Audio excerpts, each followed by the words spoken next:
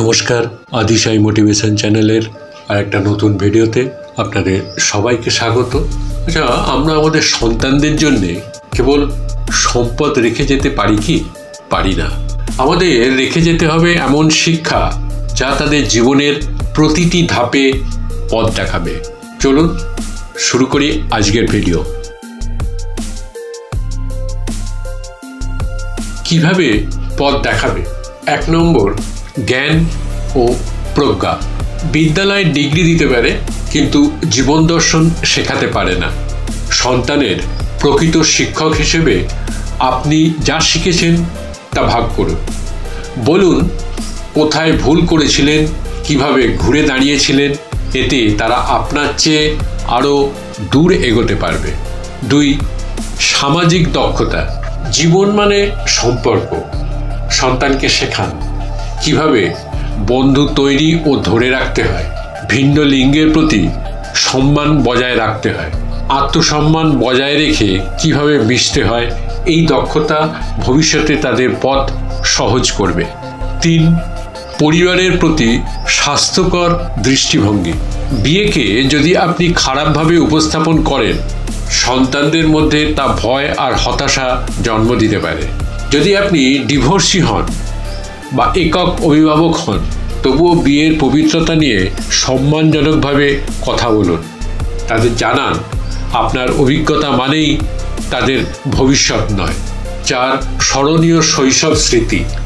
শৈশবের মুহূর্তগুলোই বড় হয়ে মানুষকে গড়ে তোলে বা ভেঙে ফেলে। সন্তানকে এমন ভালোবাসার স্মৃতি দিন যা বুকে আগলে রাখবে আজীবন। আমার জীবনে ভালো মানুষ ছিল, তারা আমার মা বাবা। 5, সুস্থ মানসিক স্বাস্থ্য। অনেক বাবা মা অবচেতনভাবে সন্তানের মধ্যে রেখে যান গভীর ট্রমা, অপমান, অবহেলা, তুলনা, প্রত্যাখ্যান। এইসবের বদলে দিন ভালোবাসা, নিরাপত্তা, গ্রহণযোগ্যতা, একটি ভালো নাম ও সম্মান।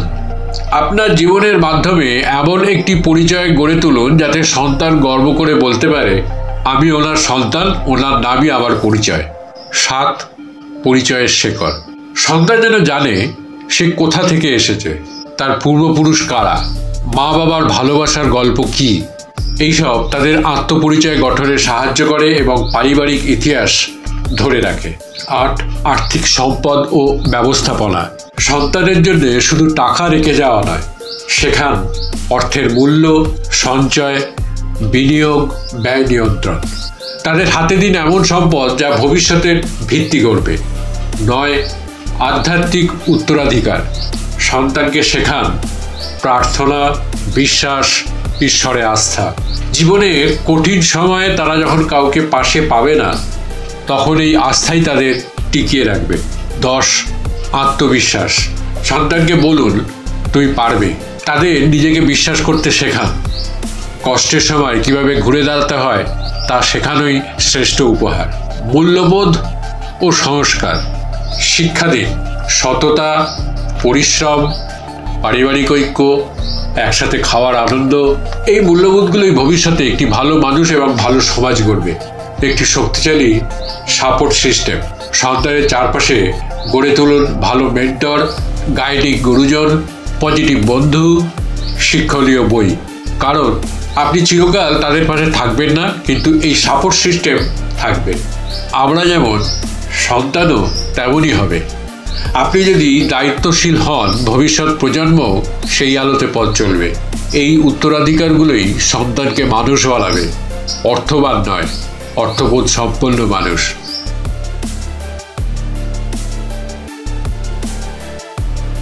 সঠিক পথে উপার্জন করে ধনী হওয়া মুখের কথা নয়, এজন্য প্রয়োজন কঠোর পরিশ্রম ও লেগে থাকার মানসিকতা। বিশ্বে যত সফল ও ধনী ব্যক্তি আছেন, তাদের বেশিরভাগই কঠোর পরিশ্রমী এবং কাজকে অবহেলা করে না। তারা আলাদা কোনো গ্রহের নয়, বরং কিছু বৈশিষ্ট্যই তাদের সফলতার শিখরে নিয়ে এসেছে। তাদের সেই বৈশিষ্ট্যগুলো খেয়াল করে দেখলে এবং মেনে চলার চেষ্টা করলে আপনিও সমৃদ্ধ হয়ে উঠতে পারবেন। চলুন জেনে নেওয়া যাক কোন অভ্যাসগুলো একজন মানুষকে ধনী বানাতে সাহায্য করবে। বই পড়ার অভ্যাস। বিশ্বের সব সফল এবং ধনী ব্যক্তি আগ্রহী পাঠক হয়ে থাকেন। তাদের বেশিরভাগই বছরে প্রায় 50টি বই পড়েন, যা জ্ঞান প্রসারিত করতে, অবগত থাকতে এবং সময়ের চেয়ে এগিয়ে থাকতে সাহায্য করে।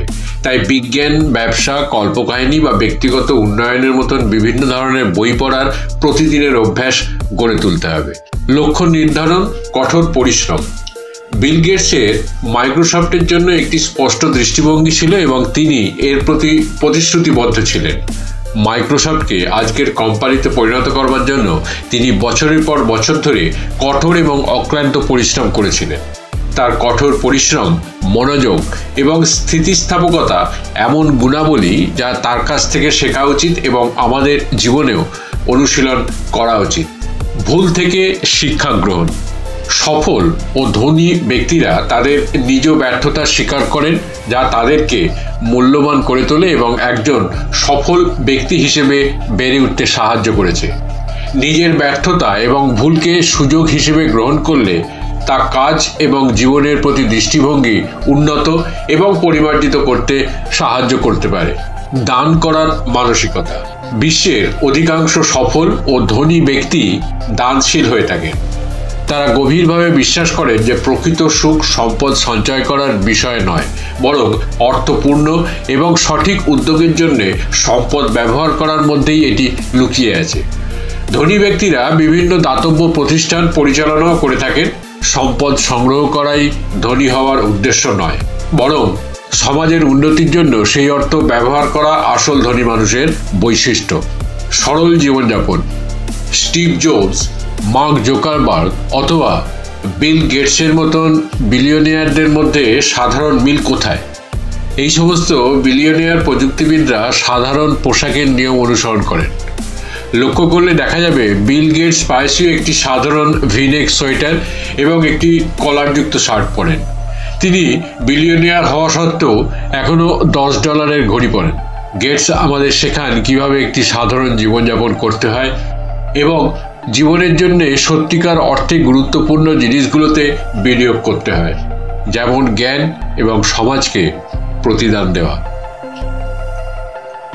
যদি ভিডিওটা ভালো লেগে থাকে তাহলে চ্যানেলটিকে সাবস্ক্রাইব করে পাশে থাকা বেল আইকনটিকে প্রেস করে দেবে, যাতে পরবর্তী ভিডিও দিলে সাথে সাথে তার নোটিফিকেশনটি আপনাদের কাছে পৌঁছে যায়। লাইক করবেন, কমেন্টস করবেন, ভালো লাগলে শেয়ার করবেন, পাশে থাকবেন। ধন্যবাদ, নমস্কার।